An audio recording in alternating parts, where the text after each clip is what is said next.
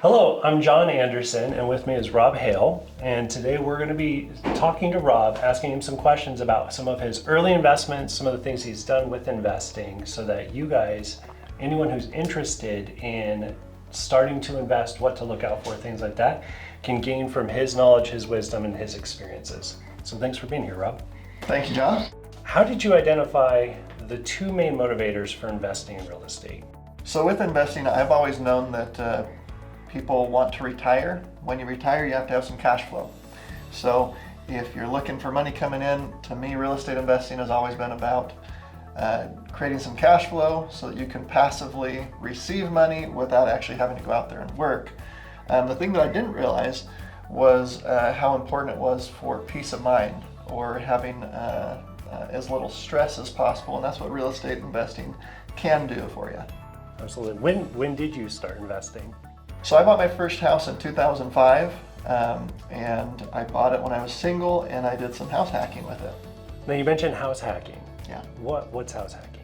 House hacking is when you buy a home, you live in it, but you also have people that live in the same property and rent from you. So if it's your primary residence, maybe you're renting out a room, or you could get a duplex and potentially, rent out one unit while you live in the other. Now, when did you buy your first pure investment home? So that was in 2006. I bought a condo. What was your motivator? What had you decide that this is the time for you to invest? So I had some money. I was making money, and instead of keeping it in the bank and having it sit there and do nothing with it, I wanted it to work for me. So I was looking to put that money to work, and I figured I could invest in a property. Well, let's talk both the house hack and the condo. Okay. Now, how did you find tenants?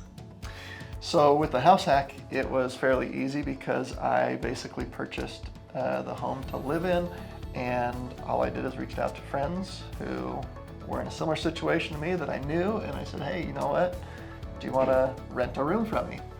And so I knew who they were, was able to find people who needed a room, needed a place to live.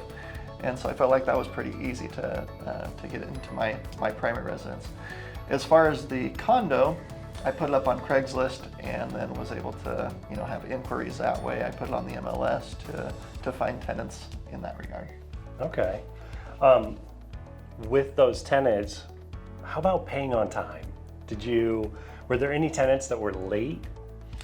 So with the house hack, I don't remember them ever being late, because the day that it was due, if they didn't give it to me by that night, I could just walk over to their room and say, hey, I need the cash, I need the check. So it was fairly easy for me to collect rent for them. But with the condo, there were many times that the tenant was late. In fact, it seemed like with the first tenant, it was every single month. They never paid on the first. It was the first month, it was like, oh, I can get it to you on the third. And then I was following up with them the next month, and it was, oh, the fifth. And then it was, hey, I didn't get paid on time. My check doesn't come until next Friday. And then, oh, this person got sick, or I had some sick days. So there was just story after story. And I found that it was a little more challenging than me just being able to walk over and get the money from my roommates. Now, how about handling repairs? On the house hack again, anytime the roommates were like, hey, you got to fix the toilet or whatever, I could go over there, take a look at it and see, is there really an issue, or just needs a plunger, different things like that. But with the condo, I found that it was a little bit challenging, because they would reach out to me and say, hey, there's a leak here. And I'm like, well, what does that leak look like? What is the leak? I don't know, I'm not there right now. And then it was a game of trying to call them back when they could see it, then ask them, okay, here's the leak, it's under the sink, this is what's happening. And then have them say, okay, here's what needs to be done. Now I can go find a plumber or a handyman and coordinate that. And then I have to find out when that plumber can get there, call the tenant up, say, hey, can this work at that time? And I found that it wasn't my favorite thing to be the property manager, as I'm coordinating back and forth with the tenants, the handyman, and so forth. Definitely sounds like a whole lot more work when it came to the tenants. I definitely learned the value of property management. Right.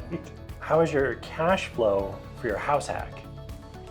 For the house hack, it was pretty good. Basically, I was able to purchase the home and my tenants helped me to pay the mortgage, so I paid less than what it would have cost to rent a room by having tenants in their roommates basically in my house with me, and it worked out as a great investment property. Okay. Now, do you recommend house hacking? I do. It's a great opportunity. If someone's comfortable with having other people live with you, it's a great opportunity to be able to, especially with your first property, to live in a place and have other people help you to pay for it so it's much more affordable. Nice. Now let's talk about your condo experience for a bit. How was your cash flow when you bought the condo? So the initial rent that I was able to get was $950. It was a little bit above market value. I thought I could push the envelope, which is part of the reason why the person didn't pay on time, and I found a less than ideal renter. But the payment for the mortgage and the expenses for the condo came out to about $1,000 a month. So I was negative each month, but it wasn't so much that I was concerned about it. I was more so thinking, house prices are appreciating so much that I want to make sure that I'm taking advantage of that, and that I have something that's not just sitting in the bank getting me 1% interest. Nice. Now earlier we'd spoken and you had said that you sold your condo back in 2009. Why did you sell it in 2009? Great question. Basically 2008 happened and the market crashed. The prices were horrible. What I wasn't expecting when I went into purchasing the investment is that the rental rates would also decrease. And so I was getting not only negative $50 a month equity, but I was down to about negative $150. And that wasn't exciting for me, but also the value of the property had dropped so much that I was just trying to tread water basically financially, considering what was happening with this condo and the negative equity and the negative cash flow that was there. Right. Okay. So you sold it, you'd said, for $87,000 when rents were at $850 a month? That's right. Okay. And did you do a short sale? No, I actually paid $165,000 for it when I bought it, and I did not do a short sale. What I found is that was kind of my first foray into creative financing.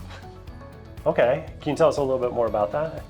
So basically what I was able to do is get a private money loan, which was able to then cover the difference between what I owed for the home and what I was able to sell it for in the market, so that I could get out of the negative cash flow situation and put myself in a better position moving forward.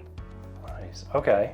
It said, when we spoke, you said you got $60,000? Like you were ahead? No, I wasn't ahead $60,000 Okay. with that. I was underwater.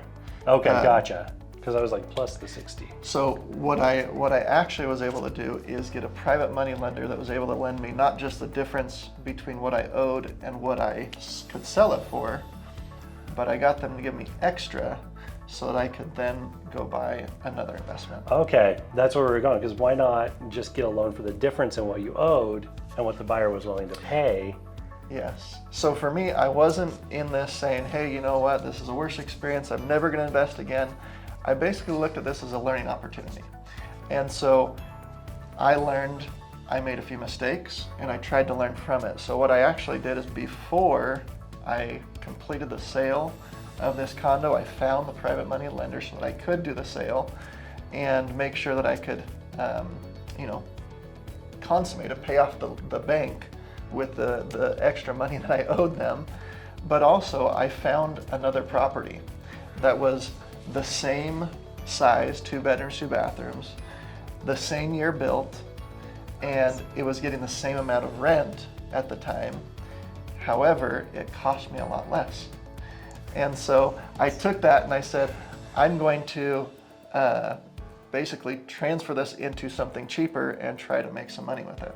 That's great. It was a great time in the market to be able to do that too. So that's great. So when you bought your second condo, how did that affect your overall cash flow?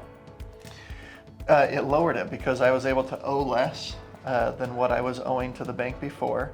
because the second one that I bought, I think I paid $51,000 for, so I'm selling the other one 87, buying this one for 51, and so I owe less money, and that way my cash flow was improved. I was in there from day one with a positive cash flow instead of having the negative cash flow that I experienced with the first condo. Nice.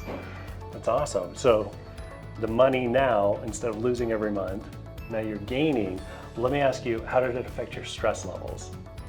So that was actually where I really identified that stress level was a huge thing. So the main reason for selling wasn't that I couldn't afford $150 a month on the payment, that difference in cash flow.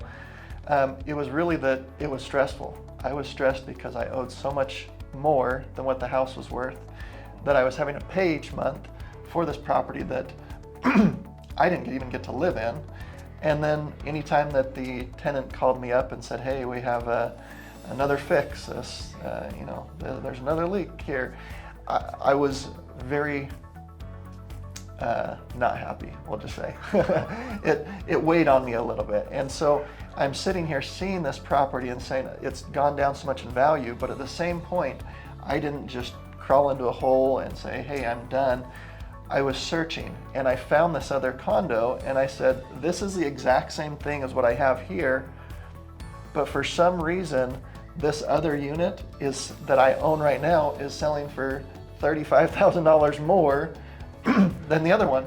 I wish I could just transition, and that's where I created the opportunity so that I could actually purchase that.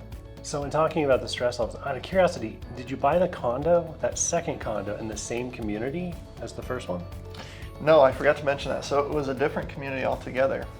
The first one was in Chandler, and then the second one I purchased was in Mesa, about 10 miles closer to where I lived at the time. So it was actually so close that I could walk to it.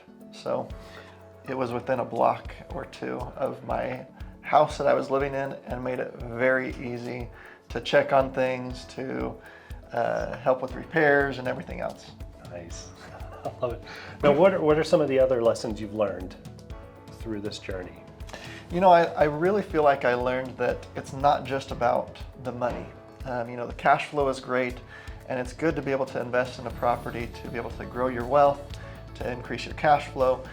But the thing that I really felt like I learned was that stress level makes a difference. The peace of mind that you get. So when I was in that situation and dealing with negative cash flow, negative equity, and a property that I didn't feel good about going out to see or driving by all the time, it really helped to just get that a little closer and make me feel like, hey, I'm on the road to wealth. I'm on the road to positive cash flow. And so keeping that focus and making sure that my peace of mind was in the right spot really made a difference for me. Nice. All right, do you think all investors should buy properties close to where they live? Great question. I think that some people will get greater benefit. I found out that it was so much easier for me to own a house right next to me. But other people, find greater benefit in getting something at a distance. I've heard it said where you find your best options are buying something in between where you live and where you go to work. So if you're commuting, you're constantly passing by it. That will certainly help you to be able to check in on things, to know if the weeds are growing up a few feet in the air, if there's a roof leak, or exterior wise, you can identify, hey, there's problems going on. There's 15 cars in the driveway parked here on the rocks, who knows what. But those things can really help if you're seeing it. At the same point, I'm currently at the place where I own properties where I have to get on an airplane to fly and see those properties. So and I'm comfortable with those at this point. So everybody's at a different spot in their investing journey, and I think it's important to know what is it that's going to cause you stress, what's going to be that peace of mind, and also, do you want to actually be there looking at the property, or are you comfortable with somebody else managing it and overseeing things? And that's where I'm at right now, is I'm totally comfortable with somebody else watching it and looking at things and managing the property for me. What would have happened if you had been stuck and had to keep the first condo in Chandler? So if I had to keep that property and I didn't come up with a creative financing situation, I would have just covered the cash flow, the negative cash flow. I would have just covered that difference and wrote it out. At that point in time, many people thought, oh no, the world's fallen, there's nothing going to happen, the economy's horrible, what a horrible thing to invest in real estate. But I knew that there was a long-term approach to this. And so I could have held on to that. Rents eventually did rise, prices came back like they always do. So that's what I would have done. All right, let me just share with everyone what has happened since you sold the property. Okay. Now, values have almost quadrupled in 16 years, increased for that condo to $325,000. It resold 8 years ago for $124,000. So values have increased 2.5 times in the last 8 years. Now, since then, average rents have increased 4.5%. That means they doubled in 16 years to over $1,700. What recommendations would you give to an aspiring investor like myself? So I think it's important to know that it's a long process. A lot of people think getting into real estate investing is a short-term thing. And in reality, you want to go the long game with this. If you're looking at cash flow, if you're looking for the peace of mind, you really want to be in it for the long haul so that at some point you can retire and you can just have that passive income coming in. And so I learned about that, but I also realized that no matter what you do, you don't have to look for that home run. It's something where you can invest in properties, and I think you should take the time to research, to identify what is it that's going to be best for you and your situation. Will you like a condo? Will you prefer a single family home? Are you going to want something next door to you? Do you want, a duplex that literally is attached to you? Do you want a house hack? All those different things I think are important so that you identify to say, what is it that you want? But if you have the long game to say, I could hold on to this and I want to hold on to this for 10 years, 20 years, 30 years, so that you could pay off that mortgage, that you could have just that passive income coming in. Because over time, property values have always increased. Over time, rents have increased. And so I think that's important, to keep in mind as you're looking to invest. Where would you start? Where would I start? Right, yeah. If I didn't own my own home already, I would start by buying my first home. And if I was able to do it again, I would house hack. So I'd look for something where I can start getting some cash flow. And if it's I already own a home and I don't want to share any of the rooms or spaces with other people, I would look at investing in a property that's going to provide you with cash flow right away. Right now, it may be a bit challenging to find those great opportunities where there's great positive cash flow, but depending on how much you put down and the location, the area, and in some cases, there's people that are just like, well, I don't mind if it's negative cash flow because in the future, rents rise and my payment's going to stay the same on the mortgage. So depending on the situation, it really is something where you just have to look to start with the first one or the next one. What is it you can do to make it possible to have a good cash flow, have a good peace of mind, and look towards the future? Well, there it is. If you're looking to invest, reach out to Rob Hale and his team to help you increase your cash flow and your peace of mind.